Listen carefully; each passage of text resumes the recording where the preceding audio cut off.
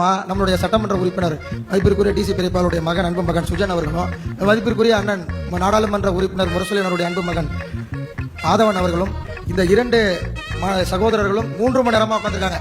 இப்போ சொல்லுங்க, கொள்கை வாரிசா நம்ம? கொள்கை வாரிசுக்கான இயக்கம் நம்ம. ஆகவே இந்த ரெண்டு பேர் மேல 2 பேரும் 3 மணி நேரமா உட்காந்து இங்க கொள்கை அரசியலை பார்த்துக்கிட்டு இருக்காங்க. இதுதான் திமுக, இதுதான் எங்களுடைய திராவிட அடுத்ததாக நமது கும்பகோணம் மாநகரத்தினுடைய துணை மேயர் அவர்களுடைய மகள்.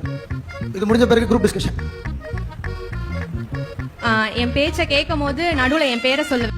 கேட்டிருக்க எல்லாருக்குமே என் பேரு தெரிய வரும்னு நான் நம்புறேன். இங்க இந்த போட்டோல இருக்கவர் தான் என் தாத்தா பத்மநாபன், வட்ட செயலாளர்.